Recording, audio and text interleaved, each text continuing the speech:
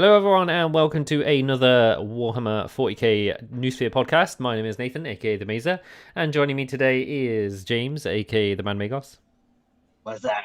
and Alistair, aka Hakugard. Today is adequate. Poor petite Willie is not joining us today, or he might just drop in randomly towards the end. But today we are covering the breakdown of the GSC Codex. Not necessarily going through every minor detail, but going through some of the finer points, the main changes, the sort of key bits of the Codex, and our general thoughts on it. But before we go into that, if you do enjoy our content, feel free to subscribe and hit the bell to get reminded of when we're going live. For what it's worth, we go live every Wednesday at 7 p.m. for battle reports and every Sunday at 7 p.m. for podcasts. If you would like to join our community, you can find us on Instagram at Lightning Assault YT. You can find us on Facebook at facebook.com/Lightning Assault. And you can join our Discord, which is in the link below. Also, if you would like to employ a commission painter somewhere in the UK, you can hit up James, aka the Mad Magos, at fiverr.com/MadMagosPaints, and he's on Instagram as well. Is there anything else anyone else would like to add? No. No. Well, Gucci. Before we jump into the Codex, how is everyone? What are we doing, hobby-wise or otherwise? Alistair, I'll let you go first. I am slowly planning out my second army. So I'm slowly building up Space Marines, and I'm going to be buying some more weird and wonderful Necron units, including the big bad himself, Zarek the Silent King, Ooh. and also finishing up something that has been sat on my to-do shelf for a very long time, which is my my Doom Scythe. So that could be coming soon. They're pretty good. Table near you. I actually have 3 of them. Oh, Jesus. But one of them is a box, and the other one is not completed, and the third one is mostly black, and I need to do some remedial painting of it. Fair enough. To be fair, they're not too bad to paint, because it's mostly just blank, flat areas. Rules-wise, I like them. I know they're not the most hyper-competitive thing, but I've been against two Doom Scythes on a frequent basis against Necron lists, and they are a ball ache to deal with. After the feel bad of the Doomsday arc, I feel like a Doom Scythe would be a more reliable, 100%. or at least less shit. Yeah, and a bit more movement, and it can do engage until the chapter approvals change, so it's a viable option. Oh, I didn't even realise that. Yeah. And for those of you that are wondering, should I say, typical Geordie, can't speak English. Check out last week's or Wednesday Gone's battle report for that. Bless him. Oh yeah. The poor Doomsday arc that never was. James, what have you been up to? I have been frantically working my way through the rest of your books today. I'm pleased to say the boys, all 40 of them, are now done. I started with them on purpose because I knew they were going to take the longest. Yeah. And I know they're just, but I didn't want any single 2 of these 40 boys to be the same. So they are all effectively individuals. Jesus. That's psychopathic. Yes. Yeah. I'm sorry, but that's just. I mean, fortunately for me, I'm never even tempted to go to those levels of depravity because there aren't that many sculpts for Necrons. No, well, this is the thing with the boys. Like, the new Orc models are beautiful models, and they kind of deserved it to a certain extent. And then, without sounding like a soppy bollocks, Nathan deserves to have, the time and the effort put into these guys. So they're now done, I'm pleased to say. It'll be the only decent painted army I'll ever own. Reserve judgment till you see them. So then today I have literally, so there's 1, 2, 3, 4, 5, 6, 7, 8, 9, 10, 11, 12. So I've the 12 of the Squeak Hog boys. Oh yeah, the cavalry.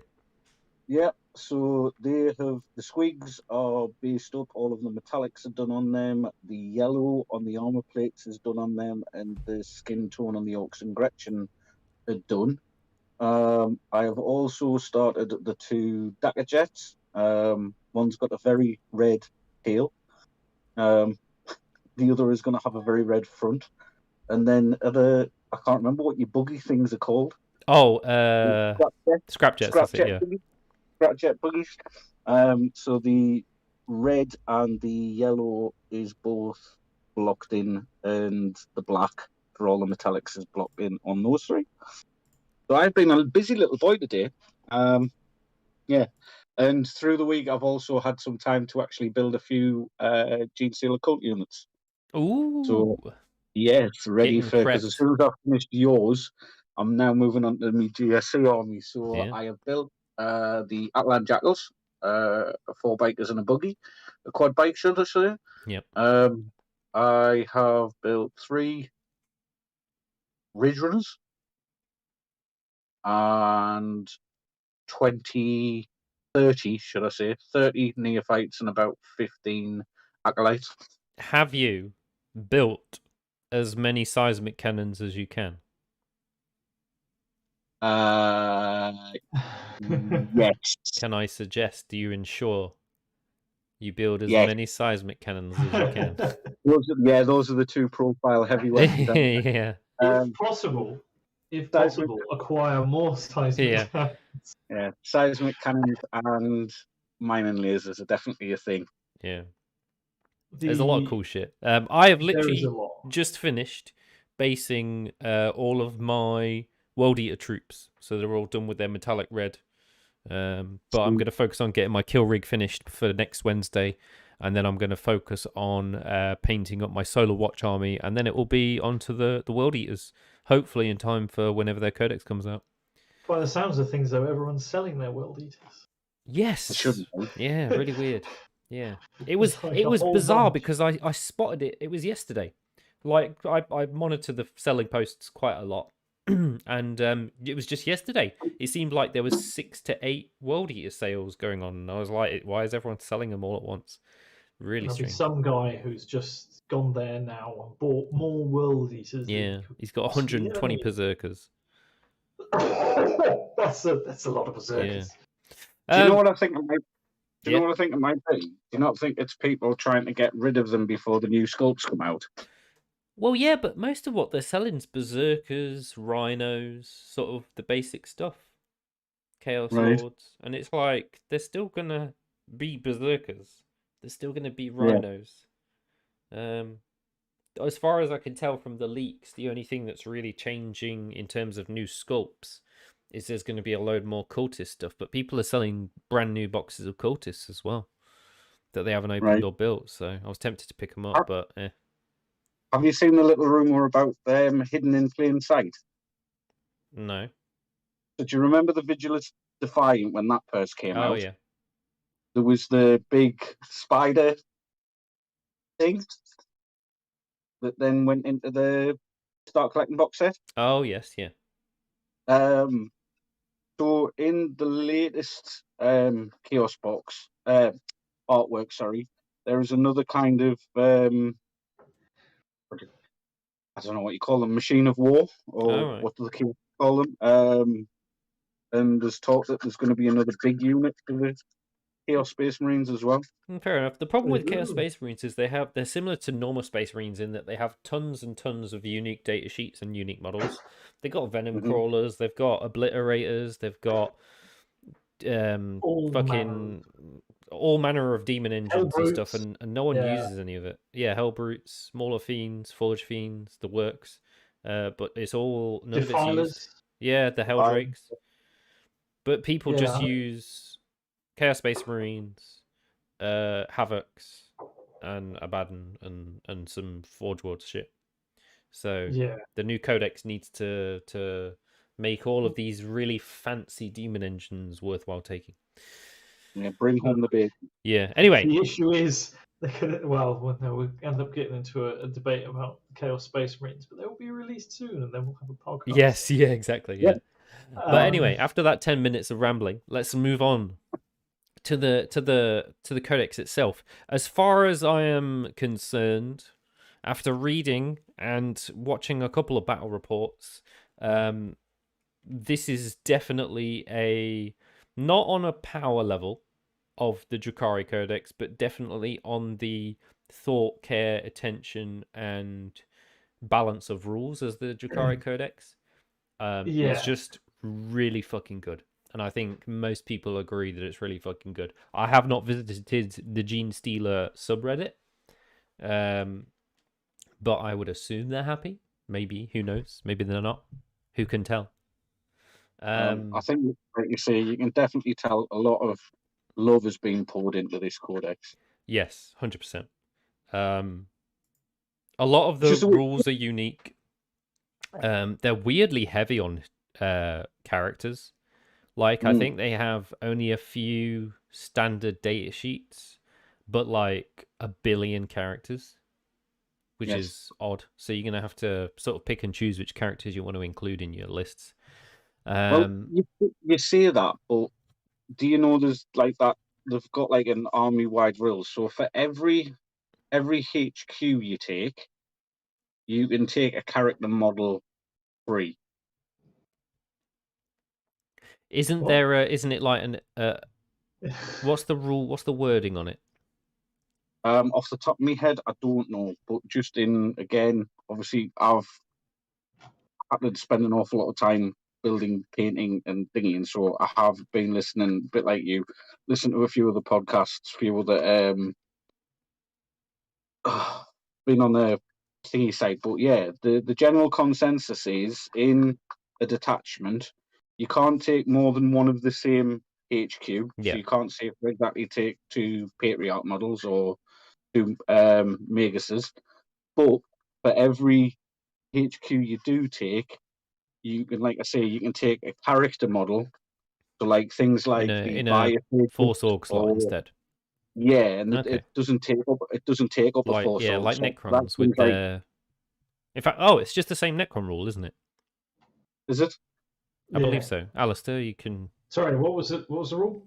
The Necron rule is for every such and such HQ you take, you can take another one for free. And so it's where if we take, for example, an HQ, we can get a dynastic advisor, which is another. So it's kind of like that, I assume. So it's a character model. Points wise, I don't know if you can see if you've got the points up from the PowerPoint on your screen. I don't know what's gone down in points or what's adjusted in points, but you get an awful lot of models in your 2,000 point list for these current points. Yes. Neophyte hybrids are dirt cheap. Aberrants are bananas. The Patriarch costs a lot, but is also an absolute beast. The Goliath Rock Grinder and the Goliath trucks are laughably cheap for heavy support and transports. And from what I read, the Atalan Jackals are the stuff of nightmares and only 12 points a pop. And that's 1 point cheaper than a warrior. Holy shit. Yeah, just put that into perspective there. Well, Atalan Jackals are 1 point less than the Necron Warrior. And they have a 14-inch move? Yes. And an auto advance 6 or something to that effect with a strat. Yeah, so okay, fair enough. That's something to keep in mind. And they also got a scout move. Oh yes, a pre-game move, of course. A 9-inch pre-game move, not a 7-inch pre-game. My God. I mean, and you also get the option I can't see many people doing this, but you do get the option to deep strike them as well. I don't know. I think people might, to be honest. I think you would, but that's because of crossfire. Yeah, exactly. Because there's stratagems and abilities that can give things crossfire with them, isn't there? Yes. And crossfire is fucking retarded. Yeah, there's a lot of really crazy strategies you can pull off with a lot of very cheap blobs of squads, and it's neophyte hybrids that can take seismic cannons, isn't it? Neophyte hybrids, and the yes, it is. It's a neophyte hybrids that take the seismic cannons. They're basically the blobs of troops, which there was a lot of people getting worried because you could only take up to 15 according to the data sheet, but apparently that's going to be a day one FAQ. You can still take up to blobs of 20. So that's within the how many blob. seismic cannons per squad of 20? Well, I believe Is it one every 5? No, well, I need to double check on this, but it's either you can take 4 or you can take 2. If you take 2, you can also take 2 special weapons as well. Okay. So it's either 4 specials, 4 heavies, or 2 of each. Okay. But they're still, you want them. You still want them, definitely. I think as far as the points increases, off the top of my head, the Patriot went up slightly. Yeah. But he's stronger now. But he's stronger now, yeah. So he's +1 toughness. And he's got nimble as well, hasn't he? He lost an attack, and then you can buff him even further, yeah, and you can buff the invul. The troops, the neophyte hybrids, one of the big changes was the cult icon that went up to 20 points. But it now lets you bring back D6 models. Yeah. Or on the acolyte hybrids, it's D3. D3. But what you can also do is it stacks, so you can put in the HQ banner bearer. Oh, the icon ward. The icon ward, and that gives you 2 opportunities to roll it. So if you fluff on 1, you get. But it's capped. I noticed in the rules that it's capped at 6 and 3. Which I think is fair. Yeah, because that's fine. Otherwise, we'll end up with Dan getting mad about 2 armies instead of just 1. Yeah, I mean, to be fair, just so everyone at home who's listening knows which particular rule it's Call of the Cult is the rule that. Call the Cult, yeah. It is pretty interesting. Yeah. It's not. I mean, for me, it's a case of it's D6 models, not actually rolling a D6 for each individual model, which is really, really interesting. Fortunately, you can only bring back 3 Atalans as opposed to 6 because of the way it works. Otherwise, we would be in trouble. Really difficult. Yeah. But in terms of, I think, what is it? The some of the cult is done by cult icons, and they're only 20 points, which means that you only have to roll a couple of turns, and you've already taken back the number of. Yeah, you've got your points back, definitely. Or 2 Atalans, which it's worth it. They're friggin' nuts. I'm reading through the stats for them now. This codex, I would say, there's a lot of it that makes me think I actually want to start a Genestealer cult. But when we get around to some of the rules, I'll give my thoughts when we get there. Other stuff that costs points is their proficient planning. So this is similar to the chapter master upgrades and chief apothecary. It's similar to the custodes, captain commander traits, except these can go on not just HQs but squads. Units. Yeah. First one is lying in wait, which means you can bring in reinforcements 3 inches away from enemy models, which is insane. But obviously they can't charge, but it doesn't matter because if they've loaded up with guns, either they're getting crossfire or they're a cheap squad that's coming in to give something else with shitloads of guns crossfire or exposed or whatever. Exacting planner. You get an extra meticulous planner on your HQ, and it applies to any cult unit, not just core units. I believe they only have 4 data sheets that have the core keyword. And I think that's neophytes, acolytes, aberrants, and I want to say jackals. I can't remember. But yeah, there's only four data sheets with the core keyword, which is very little. I think the meticulous planner one is going to be probably if you're taking that, you're probably going to slap that on something like a truck with a blob inside. Yeah. Alchemist Supreme. Core or aberrant unit gains the genomic enhancement, which I believe makes your aberrants. It gives them +1. There's 3 buffs it can give them, isn't there? Yeah. Genomic enhancement. +1 toughness, +1 attack, 1+1 strength, I think. +1 strength. A Trap is Sprung is hilariously good and is going to be in every list ever, which basically gives a unit 3d6 discard the lowest dice for your charge rolls. And considering an entire army is charging on 8 inches, and if you take a certain cult, it becomes 7 inches. And you can re-roll all your charges with certain cults as well. This is just insane for 15 points. A perfect. Carry on. You got to bear in mind, though, Nathan. You can only choose one of these per. Oh yeah, I know, but it's still insane. You multiply them up 6 times over. Yeah, which I think is sensible. Oh, 100%. That would be stupid if you could. Well, you just go, our time is nigh, and just flood the board.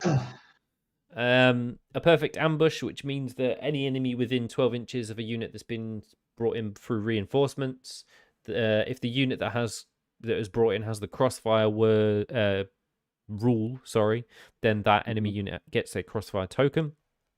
From every angle, which means you get a free strategic reserve on 1 unit, which means you don't have to pay the command points cost, and it can arrive in the first battle round, which is interesting. It's powerful. Yeah. Genestealers. Yeah, exactly. Meditations in Shadow, you get an additional psychic power on a psyker. Excavate, remove. This is hilarious. I love this rule. This is too fucking cool. Excavate, 20 points. At the start of the battle, pick 1 piece of terrain. It loses defensible, heavy, light, and inspiring cover traits, and instead gains difficult ground. So if your opponent has hidden everything behind this, or a really key unit behind a piece of cover, you just go, get fucked. Yeah. I'm shooting it. It's fucking dead. Oh, that's amazing. It's really, really cool. It is. It is really cool. Yeah, it doesn't. A caveat, but you can't do it. So if your opponent spent the points on fortifications, you can't do it with fortification, which I think quite. And it doesn't remove obscuring. No. So it's still cool as fuck, though. Yeah. So yeah. I can't take the infinitely high containers and just remove them. No, sadly not. Sadly, no. Oh well. But it's something like the battle lines or something like that from like the fortifications from Tower Guard you can remove. Yep. Yeah. It's cool. Or like a multi-story building. Yeah, exactly. Especially if people are deploying troops quite far forward in a building for cover in order to get on a point. Makes it... So just for reference then, I could potentially have excavated the entirety of that massive, great big piece of cover that was in the middle. Yes. Of our last battle report. Wow. And make it difficult ground. So that's what, -2 to move? Impressive. Yeah. Really fucking cool. Gosh, the -2 to move would be punishing for exactly. Necrons. Yeah. But then it would also punish you as well. Enjoy your 3-inch movement. Yeah. They came from below. Remove an ambush marker off the board at the start of the game. The unit ends up in underground instead of in ambush, and then can move when it's on the battlefield when you deploy it from underground. And our time is nigh, +1 to the attacks profile of a unit, which is a perfectly decent upgrade for 10 points, especially on certain units. But it doesn't stack with something called Might from Beyond. I don't know what particular unit provides that, but they don't stack. New army rules as a quick overview. Crossfire. As long as the unit has the crossfire keyword, if that you are drawing line of sight between 2 units that have the crossfire keyword, then those 2 units get +1 to wound and ignore the benefits of cover. Brood Brothers means that your army can include up to 25% Astra Militarum units in a separate detachment, and your units will keep the crossfire rule. Those Astra Militarum units lose their regimental doctrines and their regiment, but they gain the Brood Brothers keyword, which gives them the +2 to leadership, or is it +1? +2, I think. And they get the stupid bodyguard rule on a 4-up roll. Yeah. Conceal, which means stuff can either go in ambush with ambush markers or it can go underground. I believe. Ambush markers. Enemies can't move within 9 inches of ambush markers until they've been revealed, which Exactly. is quite nice. It is. It's definitely turn one. You know, you get turn one, or your opponent gets turn one. You've got some shenanigans either side of that. Yeah, definitely. It also stops, like you say, forward infiltrators and that kind of thing deploying next to like 9 inches away from your deployment zone. So shuts down off the top of my head things like Space Marine Scouts, or what do you call them, the sniper ones. Oh, eliminators, Eliminators, and the 4-bus armored ones. So that's quite good for that. And then obviously, if you're just putting down ambush markers, it means your opponent's putting down units, and then you can reveal whatever works best for you on that side, on your side of the board. So no, I quite like that one. Yeah. Underground is just for bikers and infantry, and it means that they can deep strike 8 inches away from enemy models and charge, or they can deep strike 6 inches from enemy models and not charge. Honestly, like GSC are just going to be deep striking everywhere. You're just not going to be able to set up a battle line. No, you're not just at going all. to have to kind of constantly be. This is feeding into something that I might come back to it when we speak about the crossfire rule, because doubtless we'll have a fairly lengthy conversation about that. But it seems to me that because of the way that the Codex is constructed, the skill ceiling for actually where and how you place your models onto the battlefield seems to me to be very, very high. Yeah. So someone who has a very, very good tactical knowledge of the game is going to be able to absolutely trash people and run circles around them. Exactly, and that is one of the things that is really good about Genestealers. I mean, obviously, in someone who's not used to playing that way is going to be fairly pants with them, but it seems to me like the really top tier players are going to be able to pull off. And the other thing is, because they can be anywhere they fucking please, it means they can do actions and objectives a lot easier than most other factions. They can engage a lot easier. They can do rod a lot easier without actually having to move places, because they can just deep strike really close to an enemy unit. And even if it's just a cheap chaff unit, you can deep strike it there and go, okay, it's going to die, but I got a rod that no other army would have been able to score. Or more to the point, you deep strike it, rod, but then it also provides crossfire, which is an incredibly powerful buff. So you don't care what happens to that unit at all. Yeah. It's pretty crazy. I'm not sure how it's going to play out, to be brutally honest, because by my understanding, crossfire is new for the Codex. Yes. And I'm completely new to see. I would be interested to see how pushed it actually is. Yeah. I'm questioning. Oh, carry on. What were you saying? All I was going to say was, I mean, like, again, it harkens back to what we said at the beginning about a lot of love is being put into the Codex, but it also feels right because Genestealer codes are your ultimate, like, guerrilla warfare specialists on a hive world. Trash weapons, trash armor. There's shitloads of them, and they pop up in random places and cut you in the ankle and then run away. My hope would have been that they are basically you are going to be murdering an awful lot of them. Yeah. So enmity exterminators, for example, would just be able to wipe the floor with them. Hopefully. Definitely. It's funny because Nathan said how sorry, Alistair, you said how it's a very like nuanced army. Like if you're tactically aware. Someone who started the army, and it was primarily because I had a load of the models from other box sets and other box games already. So I thought, well, I've already got half the models. I might as well just dip in. But at that same time, as Nathan and Dan famously said, it's like me playing Connect 4 when I play Warhammer. I'm not the most nuanced player, shall we say. So I think this is going to be a steep learning curve for me. But when you when you reach the curve, yes, I am looking forward to it. Beautiful. I really am. I'm excited for them. Unquestioning loyalty, we've already mentioned it earlier with the Brew Brothers. 3-inch bodyguard rule. If you roll a 4+, then they intercept the wound for a character. And when you do it for a patriarch, you get +1 to the roll. Call the Cult, which we mentioned earlier. You can put models back with either a cult icon or core units only within 6 inches of an acolyte icon ward. It's D6 for neophytes or D3 for others, like the Atalans and the Aberrants and shit like that. And there's now industrial type weapons. Yeah. Which is similar to the Custodes' Auric weapons in that it doesn't actually do anything, but certain stratagems and abilities reference industrial weapons. And it's very important because not only are certain guns and certain melee profiles industrial weapons, but charge explosive type weapons are industrial, which gives you a couple of interesting plays with stratagems. Yeah, it is compatible with a lot of weapons. Yes. Cults, as far as cults go, I think there's 6, plus there is a bunch of custom cult stuff. I'm not going to go into the custom cult stuff. I'm just going to go over the main 6.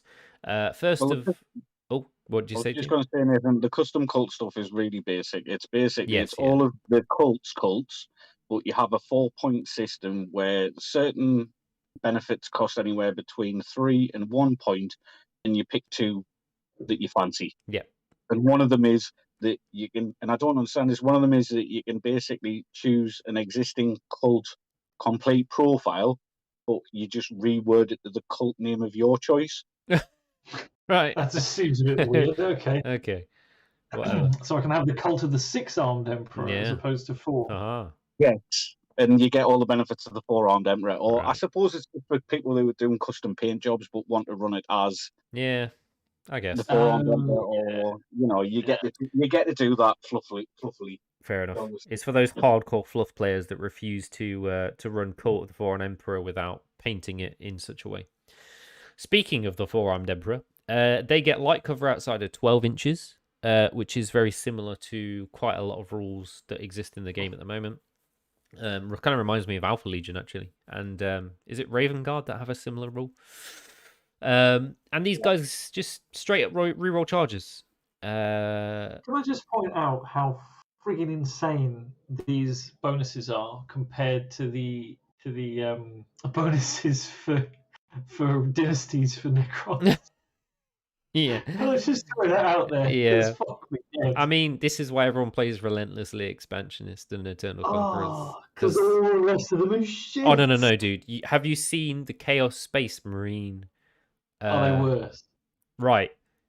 There's 8 or 9 Chaos Space Marine chapters. 9, I think. Over 50% of them, one of their bonuses, the enemy gets -1 to their leadership. Oh, that's it. Thrilling. Wow. Yep. Big leadership in 40 is a dead meme. Yeah. The Chaos bonuses are shitter than the Necrons, but the Necrons are still pretty bad. Pretty turds compared to these. Yeah. Look at them. So let's move on to the Hive Cult. Yeah, Hive Cult can fall back and shoot at -1 to hit. Big whoop. Shoot. Oh, yes. They can shoot and perform actions after advancing. They can be everywhere. They can also charge, can't they? Pardon? They can fall back, shoot, and charge. Can they charge? Yes, I think they can. Fucking hell. I wish Custodes had fall back and shoot and charge. We just get fall back and shoot, I think, or just fall back and charge with a Captain Commander upgrade. And we don't get shoot and perform actions after advancing either. It's just madness. Bladed Cog is quite spicy. Army-wide 6-up invul. They get 3-inch range boost to all of their guns, excluding grenades and charge-type weapons. And they also get kind of a third benefit, which is they can reroll 1 wound roll per unit, which is a bit like that's going to be handy on. So this to me is big blobs of infantry army, and then things like one of your mining lasers. Yeah. That does the reroll the wound every time, so you get you got more chance of at least one of them going off because I mean they're big damage. Yeah. You know the Bladed the Cog like, 100% looks like one of the best cult options, just because of the yeah. invuln. If you notice any of the new 9th edition codexes, anything in an army that gives you an invuln, army wide or to a large swathe of units, is pretty much what everyone runs competitively. Like with Black Templars, they run that vow where they get a 5-up invuln. Nids with their stampede bullshit, getting invulns. Necrons with the Chronomancers. Necrons with their Chronomancers, that kind of shit. Bricks. Space Yeah, Marines 5-up. running the Librarian with the, what's it called, Psychic Fortress. Yeah. So I suspect this is going to be quite popular. Rusted Claw, they reduce AP by 1 for AP2 and AP1 attacks, which is pretty good. That is pretty good. That's an army-wide custody stratagem that no longer exists, which is I don't think I've seen this before. I know salamanders ignore AP1, but this is better than salamanders. Yeah, because it's ignore AP 1 and 2, so it's basically it's ignore 1 AP from AP 1 and 2. 1 AP from. You reduce the AP of AP 1 would and go 2 down weapons. to 0. Yeah, and 2 goes down to 2, 1. but 3 remains the same. Yes, yeah. Right. And these guys count as stationary after moving or advancing. For the purposes of like shooting and things. Yeah. Pauper Princes get +1 to hit in the first round of combat, and they ignore combat attrition modifiers. That seems pretty meh. Yeah. The +1 to hit in combat is decent because it means your melee dudes are suddenly a lot more effective. But the ignore combat attrition modifiers is just such a lame fucking... Can we just stop with that shit? That, like, put it somewhere that's not in the chapter or the cult abilities or whatever. Like, if you're gonna do anything to do with combat attrition, put it somewhere else and give them something worthwhile in their traits instead of this. This feels like an absolute cop-out. Like, we couldn't be fucked to come up with a decent bonus, so we just, here's something for morale. Well, I'm saying morale's just morale, combat attrition, and everything. It's just a dead meme. Yeah, it really is. They keep trying, but bless them, it don't fucking work.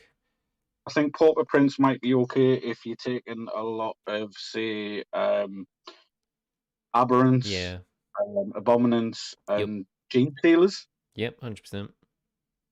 If you're going heavy on that side, they do have some other interesting benefits in the terms of Warlord traits and strats. The Pauper Princes, but yeah, that second passive just makes me feel dirty. Finally, Twisted Helix, pretty fucking cool actually. +1 strength and movement characteristics, and mini transhuman can't be wounded on 1 or 2s. I think that's pretty fucking solid. I was going to say that's half of a quantum shielding. Yeah, I mean, considering most of your army is toughness 3 or 4, not being able to be wounded on 2s is actually pretty spicy. I think, if I'm correct in saying, is it 1s and 2s automatically fail? Yes. Because that also means that if they automatically fail, they fail, so they can't be re-rolled. I don't know about that wording. I don't know about that either, but that would be pretty good if it did. That would be interesting. I was going to say, because otherwise a 1 always fails. Yeah. So the fact that 1s and 2s, I think Alistair might be right on that. The other thing about the Twisted Helix as well is, so you get to upgrade one of your units, like as if you were using the Biophagus rule. All right. So you get to do that twice, so you can do that on something really nasty like your Abominants or your Aberrants or even your Genestealer Patriarch, and basically give them 2 of the bonuses. Oh, nice. Because you give 1 as obviously before the game starts. Yeah. And then the second at the start of the game. Yeah. Sorry, I'm just going back to the ones and twos things. It's the wording is that they'll never be wounded on an unmodified wound roll of 1 or 2. Ah, unmodified. Okay. Yeah. So if a unit gets +1 to hit, It's negated. If it's +1 to hit or +1 to wound and it rolls a 2, then it fails. it'll still fail. Yeah. Yeah. That's interesting. Mm. Stratagems. 2 pages of strats. I haven't put everything down here. goodness. I've only put down the shit that I valued in some way or other. There's still some shitters in here, but Yeah. dig them out. Treat target as exposed within 12 inches. Fucking That's pretty perfect. cool. 1 CP +1 to wound, basically. For Fuel cells, though, holy oh shit. my god, yes, this is incredible. My god, that's fucking power. Overloaded fuel cells, Holy. 1 CP +1 damage to industrial weapons, and you get but you get dealt a mortal wound on a hit roll of 1. Oh, I thought you meant.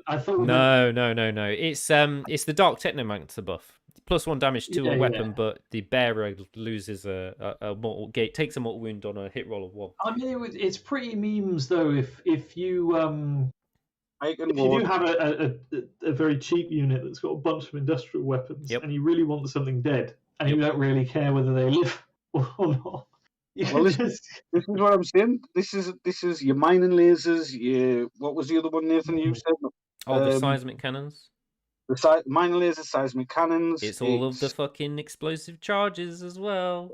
+1 damage to all your fucking charges and grenades. That's pretty nice. So you literally dig them out and overload fuel cells at the same time for +1 to wound. Yeah. And then if they die, big wow, if you've got a cult icon, you're bringing them back. I can see that being abused. I'm 100% sure those 2 stratagems are going to get absolutely blasted every fucking turn. Massed firearms, auto wound on 6s. I'm not really fussed about this one because nothing really has enough shots. I don't think to make auto wounds on 6s.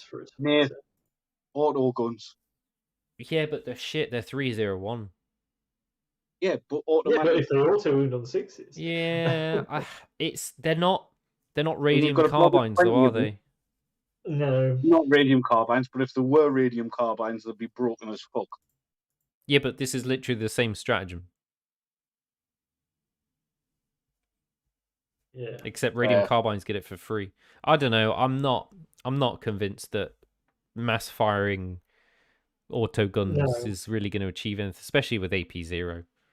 Especially when for 1 CP you've got overload fuel cells instead. Yeah, and also prime explosive +1 strength through industrial weapons.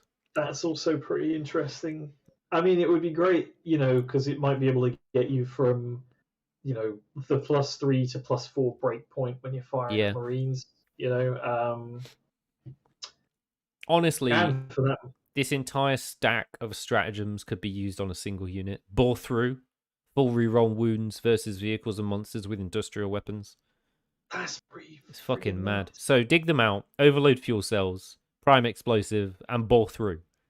Your industrial weapons are hitting on 2s, rerolling on everything, and +1 strength and +1 damage. You could, you burn through a lot of CP. Yeah, but, fuck me. But it's funny. If you want something dead, you can. I was going to say, if it's that one key unit that your army, your opponent's army's like linchpin around, then all of a sudden. Yep. I can see characters and bigly vehicles, people like Zarek, for example, and other very big, very important units being utterly mutilated with those sorts of stratagems. This again plays into like the idea of the high skill ceiling. You 100%. Get them into the right place, knowing which strats to use. Yeah, it's all about maths. I think you're gonna have to really know the maths of the different units to know which stratagems are actually mathematically sound choices at any one time. You're definitely gonna have to do your homework before playing. Yeah, because I would be quite stuck. I'd be there on stream flicking through my my booklet for a while. They get the generic transhuman 1/2 CP depending on squad size, transhuman on aberrants. 1 CP Covering fire, you can turn off set to defend, Overwatch, or heroic intervention, which is kind of cool. Pretty good stopping someone from being able to heroically intervene. I can see this being very useful against Custodes because they have a lot of heroic intervention shit, and that would be annoying.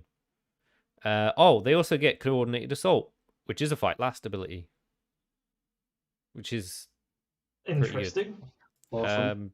They just seem to have really easy access to a lot of things, but it all costs CP. So they've got really awesome stratagems, but you can't use them all. You've got so many good stratagems that, if anything, one of the potential pitfalls would be trying to do too much cool shit in one turn and then buttering yourself for like round 3 or round 4 where you've got 2 CP left and you're like, oh shit. But the thing is, there's one of the I don't know if it's off the top of my head, relic, or if it must be a relic. You can get up to 5 CP in a game refunded. Yes, yeah. I know what you're talking about. They have lurk in the shadows, which means an enemy unit can't shoot the selected model unless it's the closest model or within 12 inches, so similar to Cloud of Flies for Death Guard. Return to the shadows puts a unit back into deep strike during the movement phase if there's no enemy models nearby. And this can be done at the end of the fight phase if you destroy the enemy unit that you're in combat with.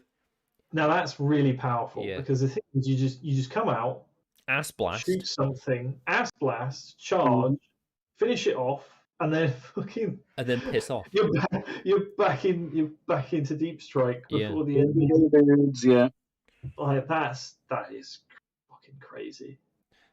I don't want to say it's overpowered because obviously, but there's just so many hands. You've got to keep in mind that the army is mostly T3 or T4 and doesn't have very good saves, and their shooting is not fantastic. Yeah, I mean this is the thing. If they are exposed, they are very, very exposed. So you almost kind of need that. Yes, 100%. They're going to live and die by their stratagems, I think.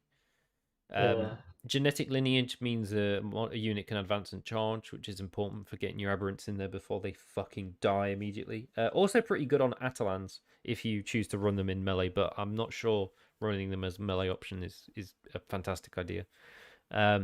Roving engagements is literally fire and fade for bikers and ridge runners. Really fucking good. Move, shoot, move is amazing for everyone. And it also easy way to get crossfire.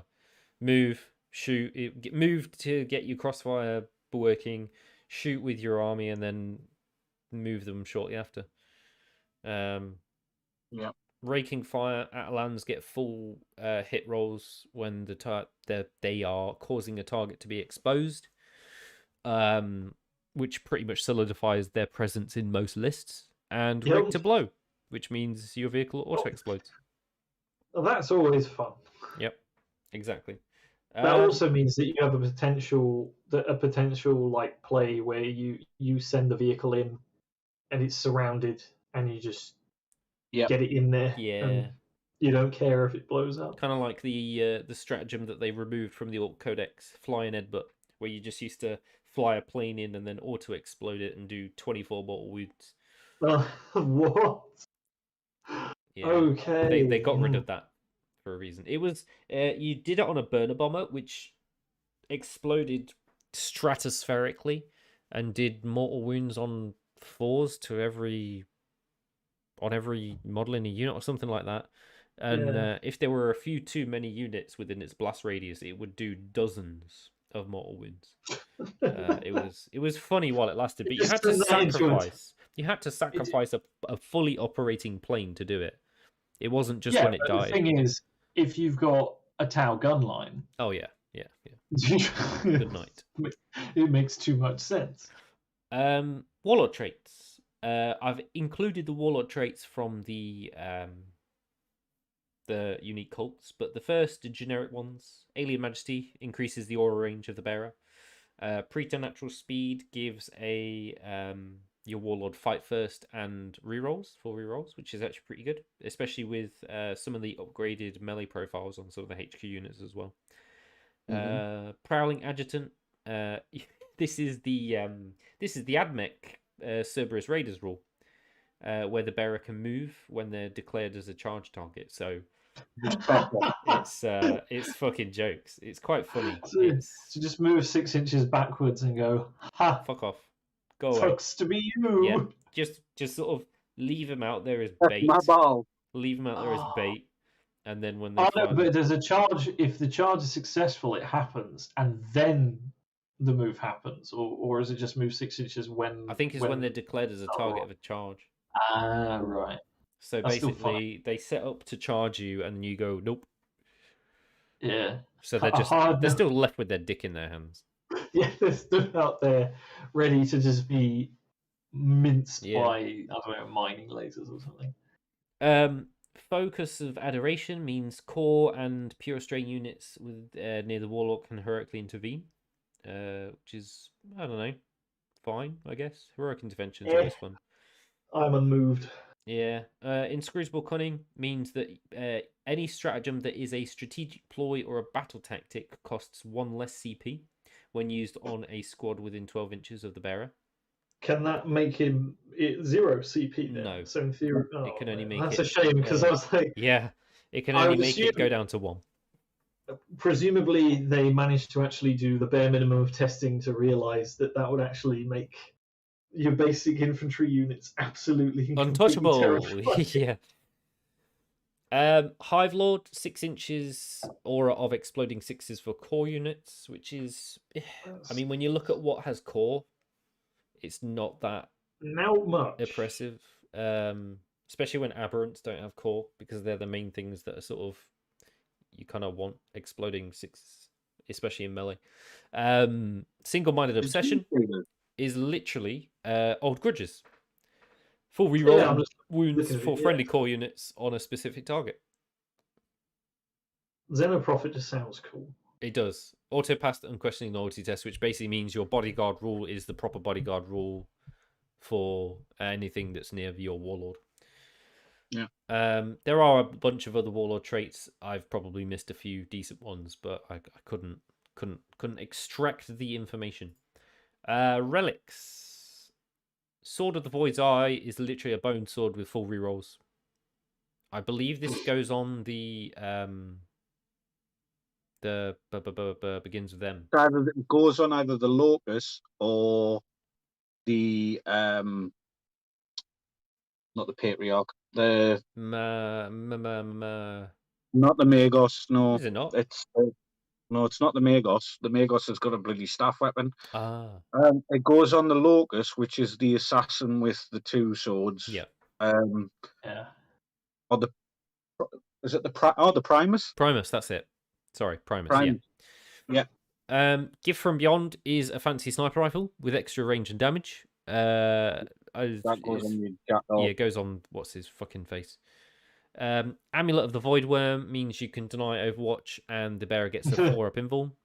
And once per game, you can just automatically save a hit against you, which is... That goes on the Patriarch. Yeah, that goes on the Patriarch. You just go, oh, no, it doesn't happen. Yeah, Why? it's really fucking cool. I don't think I've seen that in the game ever. Just I rolled. Definitively say no. It's saved. No. It's 6 melter shots. I don't care. Fuck I don't off. care. It's I don't saved. care. The Crouchling, you get a once per turn, so 5 turn psychic reroll, and your psychic tests that roll doubles are undeniable. I am undeniable. Nice. Kind of cool, but situational. You have to pay for the familiar though first, though, don't you? Yeah. So it used to be that things like the Magus and the Patriarch would get, I think it was 2 familiars for free. Yeah, they did. Yeah. Now it's just a case of you can have 2 on each, but you've got to pay. Is it 10 points or something for them? So again, it just gives you options. It makes you think about when you're building the army. Yeah. Oppressor's Bane gives the bearer crossfire rule, and it means that their target is always classed as being exposed. That's pretty good. Yeah, really fucking cool. Willing Orb is +1 to deny attempts, extra range to your deny attempts, and you get +1 to cast on Malediction and Witchfire powers. So this goes on your Psyker, but I believe this is a specific Not It's a Twisted Helix, replacement not to Boy. I think something. it's Rusted Claw. I think this is a Rusted Claw relic. Worm's Breath round is the Pauper Prince relic, I believe, and this goes on your Kellamorph. Yes. So the Kellamorph is fucking Master High Noon. His guns become Strength 6, AP -3, Damage 3, but he loses a sniper ability. So he's just gonna fucking deep strike in and melt elites. And he still gets his exploding shots with this relic as well. Yeah. It makes the Kellamorph just... Yeah, have you ever watched the film Equilibrium? Yes. Yeah. It makes Yes, the it's just Kellamorph gun Equilibrium. It's really fucking cool. He'll start the gun carter until Yes. they're all deceased. Yeah, pretty much. I don't think people will take it because not many people bring the Kellamorph. People bring him for fun because he's such a cool model. Because he's got 3 guns, hasn't he? Yeah, he has. 3 pistols. and I he shoots really, them if all I at get my once. hands on one, I need to find like a third party that does like a Clint Eastwood style head, Yeah, it would be like cool. Dirty Harry. Do you know what I mean? It's Yeah. just got that written all over it. And the final warlord trait for the Twisted Helix, I believe, is Hand of Aberrance, which means they... Oh, I spelled claw wrong. They get their Toxic Inject claw, but it has AP -2 and flat 3 damage, and always wounds vehicles on a 2. Which is... how... I don't know. It's situationally good. Yeah, it's situation is cool, but how often is that character going to be in melee with the vehicle? Is my question. Yeah. Something that I've learned is that even despite, like, this is why I went from being an overlord to a catacomb command barge, is that characters are very rarely in melee combat. Unless you're like fucking Custodes or a melee Space Marine chapter. When you're putting this on just a very squishy character, it's not. Yeah, he's gonna get yeeted into the stratosphere, backhanded with a power fist or something. Yeah. Secondaries. Their secondaries are better than Custodes, but that's not saying not much. as good as Space Marines. Not as good as Space Marines, no. Sabotage critical location. So the opponent places 2 critical location markers 9 inches apart and 9 inches away from the edges. You have to do an action with non-character infantry or biker units and sabotage them, but no enemies can be within 3 inches of those markers. So in most cases, they're going to put the 2 markers on their 2 home objectives. Keep units. Do they have to? Don't they not have to? Is there nothing? Sorry, Nathan. I thought they had to be 9 inches away from objective markers as well, though. I'm not sure about that one. I'm looking it up now. Anyway, I'm sorry. Well, they don't have to be 9 inches away. You definitely want to put them in your own like deployment zone, though, just to be sure. No, the opponent places them. Yeah, I'd say you'd want your opponent would place them in his deployment zone. So. Yeah, it's So I don't think this is a very easy one to pull off, to be honest. It might be actually. It might, if you think about how I say deep strike, though, it might be interesting to pick that one, and perhaps play mind games with your opponent into trying to defend them. Yeah, instead of moving forwards. The sense of that. Yeah, I'm not sure as to the wisdom of that. But... this is an auto pick against Chaos Knights or Imperial Knights. Oh yeah, because they can't fucking. They can't. They ain't gonna be able to do shit. Well, isn't it 9 points you can click from each marker in your second turn, and then as the game goes on, the amount of points that you can get from it goes down. I can't recall what the exact wording is. I don't have the secondary. I did have the sheet when I was writing this, but I didn't write it down. I want to say from turn 2 you get 9 points per marker. Okay. But you max out at 15, don't you? Yes, yeah. So it's not per marker. It's if you have both. If you have both. I can't remember. I'll have to check it up later and I'll update it. Yeah, sorry, but I think I think there's a potential actually for you to do that. Let me see if I can. Because you've got options to deep strike turn 1. Well, let's move on to the Yeah, another go on. secondary now. So Uh, we've got Brood Swarm now.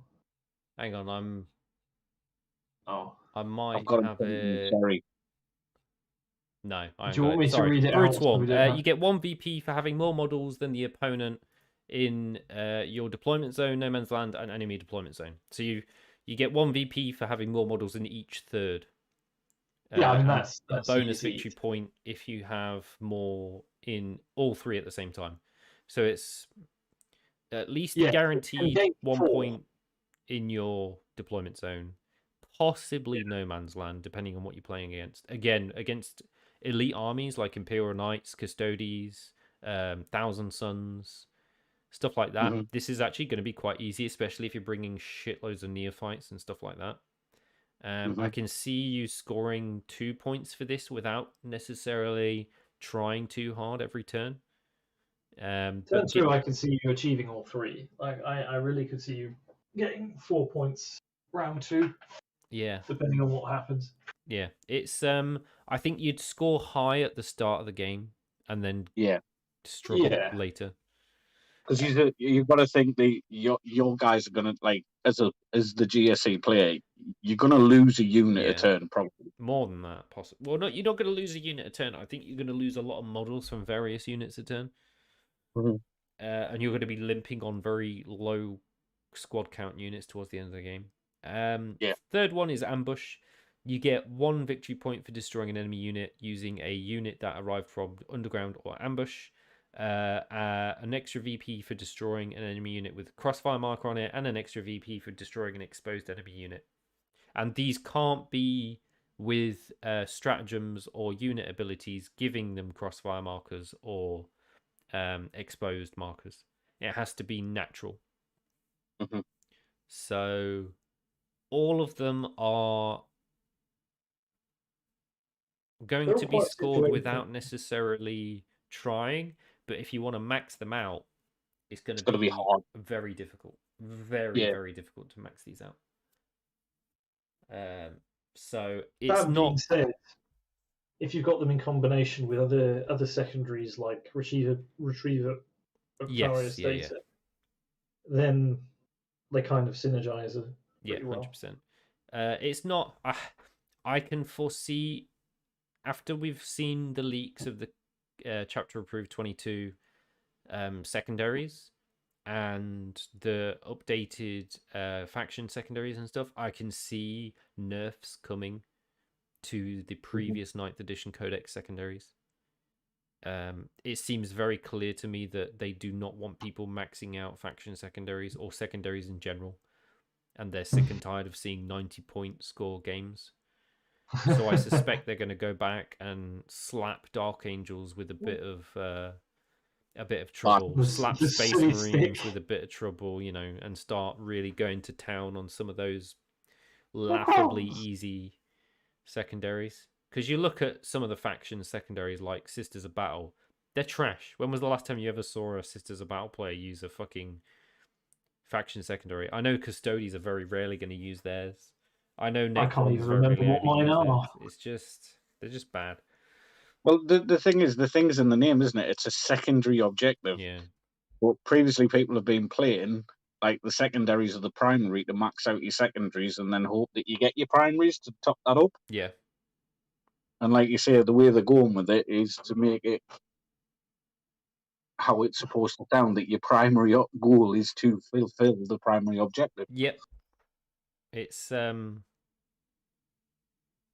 yeah, pretty much. So oh god, sorry. That leaves us with just a bit of an overview of the army. So these are the key changes that I've sort of picked out myself. Patriarchs get a 4 pinball, and nearby bikers and infantry unit get to ignore psychic mortals wounds on a 5-up feel no pain, which is a nice little passive, considering Fair most enough. people are probably going to be bringing Patriarchs. The Jackal Alphas, which is the character on bike sniper unit, can pick a core crossfire unit and makes them treat enemy units as exposed when shooting, which is again more fucking exposed ability shit. Seismic cannons are the fucking spice of life, with their twin profile stuff. Neophytes are now toughness 4 with AP -2 claws. Neophytes in general are just going to be fucking everywhere, aren't they? Oh yeah. The fact that then they're going to be spamming hand flamers as well. Yes, yeah. The mining cutter is now -1 to hit but flat 3 damage, and in contrast, the mining drill is now damage 1 but auto wounds when it hits, and it does 2 mortal wounds on 6s to hit. Wow. So you can get really drilled. Yeah, the drills have changed like severely to what they used to be. And aberrants. Aberrants are the better than Custodes meme. Yeah, that's the basically. result of their hammer. Is that the yeah, their signposts and their mining picks are for some reason insane. The class as industrial weapons as well. They are, so yes. they can get the +1 damage, the +1 strength, all that bullshit. You probably just want to give them +1 damage, surely. D3 +1. Yep. You could blow up a Chimera with 1 aberrant. You can blow up more than a Chimera with aberrants. Right, I don't know how many attacks the aberrants have. I know it's more than 3. No, I think it's 3. Right. Yeah. And the Abominant gets 4 or 5. And I believe the Abominant buffs the aberrants, right? Oh, wonderful. Yeah. Here we go. Yeah, Abominant provides full hit rerolls to aberrants. And he's now strength 10, AP -3, damage D3 +3 in melee. I remember reading somewhere, Nathan, you will be pleased about this. The parking sign isn't as good as it used to be. Oh, thank fuck for that. That was stupid. That was the most retarded thing I'd ever seen in my life. Dude, the parking sign, right? It was literally a stop sign that was wielded by an aberrant or some stupid shit like that. And it was strength ×2, AP too much, and fucking a billion damage. And I was like, why is this doing more damage than a las cannon? It sounds to me like some fucker snuck that in as a meme. Yeah, it was. I only saw it for the first time a couple of weeks ago, even though it had been in the Codex for years, and I was like, why? Why are you hitting me with this left cannon stop sign? Yeah. Kellamorph is now only damage 1, but his guns are strength 5, and he deals mortals on 6s to wound, and his pistols now have 18-inch range. Or you just give him the relic, and he becomes Death Incarnate. Atalans have a pre-game move and the 14-inch movement, which we mentioned before, gives them easy access to crossfire. The Goliath Rock Grinder and the Goliath Truck each have -1 damage, same as Dreadnoughts. They both have a 3-up save. They're now weapon skill 3-up, which very few vehicles in the game have. And they, can equip heavy seismic cannons. Unless you're a Necron. Yes. All of our vehicles do, but not much has 3-up. Yeah. And the cannon and the crossfire is just even nuts. All in all, it's weapon skill, not ballistic skill. So that's the real benefit for that one's going to be Rock Grinder. Yep. It's just really fucking good. I love all of it. Like, I'm just excited to see it play. Is that a thumbnail there? This is pretty good. Yeah. Pretty good. It's certainly much better than what we were served with the Custodes Codex. I mean, everything here is flavorful. I don't play GSC, but this Codex excites me. Whereas I play Custodes, and I was just like, this is a Codex with rules and things. This is a bunch of text that I don't particularly care about that helps me play a game. Whereas this, it's like, oh look, I do think that the whole lot of it is a lot more flavorful, and it seems a lot more like all of the warlord traits and the various like other traits for the hive, for the different cults and so on, just strikes me as just being a whole lot better. Like, and the thing that gets me about it is just the sheer inconsistency between the different codexes. Yeah. Because you've got this codex, which I think is pretty good one. I mean, also the cover art looks brilliant and doesn't look like actually looks like something from 40k. Doesn't look like deviant art. Yeah, exactly. This is what frustrates me at the moment about Games Workshop, because they can put out really good codexes and then really bad ones. It just seems like there's no consistency, and I'm just wondering whether there needs to be a conversation to be had over at GW about who actually gets assigned codexes. Yeah.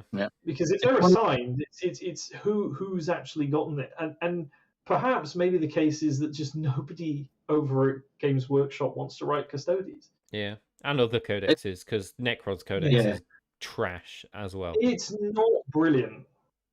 It really is interesting, Alistair, because me and Nathan had exactly the same conversation earlier this afternoon. Yeah, I mean, it does seem to be a running theme, and it'd be interesting to see how that trend continues, going towards like the Chaos and the Eldar Codex and the Tau Codex. Yeah, I have a feeling, judging by some of the leaks for the Tau Codex, that we might be seeing a very good Tau Codex. But it does seem to me that genuinely the codexes that have more love and passion put into them actually seem, and then I'm quite happy to be proven wrong on this, but it does seem to me that the codexes that have more passion on them actually improve the power of the armies that they're being written for. Yeah, because they just seem more coherent and better, and the overall quality of the rules is better. And I really, really want to see, in the GTs, how that actually plays out. Yeah. Because if we see, the good codexes like GSC, I can't think of another one off the top of my head. The Battle Codex is really good. Yeah, so we see those armies sort of going up the listings from maybe where they were in 8th, over the next few months. I think that'd be a really interesting thing to look at. The really nice thing about the Sisters Codex was they changed the faction fundamentally as a whole, while simultaneously nerfing them from being an oppressive faction, but they still managed to change the faction entirely and keep them in sort of upper B, lower A tier. Yeah. That was Codex done right. Impressive, and I think this is the same. GSC sucked balls. They've been redesigned from the ground up. And yes, I think they're a strong army, but I don't think they're Drakari or Admech pre-nerf strong. No. We'll see, though. I mean, the thing is it's very difficult. We're looking at this in isolation. Yeah. I mean, I can see people abusing the ever-loving fuck out of Crossfire. Yeah. And I think that if people are doing it right, the GSC is going to be really, really difficult to deal with. I can see a GSC player who's really good outmaneuvering a maybe not so good player that's playing a very highly tuned army. Yeah, like it's going to be the instance of a TIE fighter flying circles around an X-wing, if you know what I mean. It's weak as shit, but it goes fast. Yeah. I definitely see what you mean by that. I think that even though the other thing that I fear though with the GSC is that because of that, it means if you aren't a very, very good player of the game as a whole, mechanically, you are going to get tabled right away. Probably. You are going to suck shit, and I have a fear that what might happen is that the people playing professionally, I say professionally, at the highest tiers of tournament play, will be able to make it work. Yeah. And then the people who are playing at their local game stalls won't. And we'll end up with this weird, like, dumbbell distribution of people saying that, GSC is too strong and GSC is still shit. Yeah. And then you got to worry about which is GW going to listen to. Are they going to nerf them because of the high-level players that account for 2% of the player base? Or are they going to buff them on account of the other 98% that are playing them on the kitchen table, getting their ass handed to them? Meanwhile, the pro players are just getting more and more wins under their belt. Yeah. I mean, the thing is, It's tough. I can see that happening. Yeah. I can see that happening with this codex. I'm by no means saying that I would be able to pull off the things that are possible with Genestealers, but that is it. That would be the other thing is that then if they decide to listen to the 98% and they buff GSC, they then immediately for like 4 or 5 months become completely and utterly broken. Yeah. Much But in the same only way that at tournaments. Yeah. But honestly, I think out of those two options, I think it'll actually be the latter. I think they'll nerf it. Yeah. Because if you look at the growing trend with them, they are taking a look seriously at the tournament winning armies because they understand that that's probably more. It's a larger revenue stream. Well, tabletop player. I think that they need to understand. A Games Workshop is slowly coming to understand that when people are starting new armies, they are looking at tournament-winning armies to actually form the basis of what they want to do, and then they might tailor them to things. Because that's what I do. I mean, I'm doing this. I'm doing that exactly now for my Iron Hands army. I'm looking at what's good and then kind of tailoring it to be more for me. Yeah. Anyway, we've hit the hour and 15 mark, so I'm gonna have to leave it there. Thank you everybody for tuning in and listening. Feel free to add your comments, and if we've got anything wrong, let us know in the comment section below. Again, if you like listening to our podcast on the Sunday, you can join us every Sunday at 7 p.m. and our battle reps on Wednesdays at 7 p.m. And do subscribe to the channel, and feel free to join our Discord if you want to have a chat with us and post some pictures of some painted models and shit. Don't forget to join the Patreon as well. Yes, of course. www.patreon.com/lightning assault. Join me as so I'm no longer the only patron of the channel. Yeah. Yeah. Oh, and next week we'll be playing Orcs versus Adeptus Custodes with the new Custodes Codex and the new Walk Army. So join us for that. And then next week on Sunday, God only knows what we'll be talking about. We'll find out. Probably Chapter of 2022, which the rules will get leaked next Friday in full, before they're released the following Saturday. So it's a lot of points changes, new secondary missions and shit like that. So yeah, and terrifying buffs for Necrons. Yes, no, hopefully.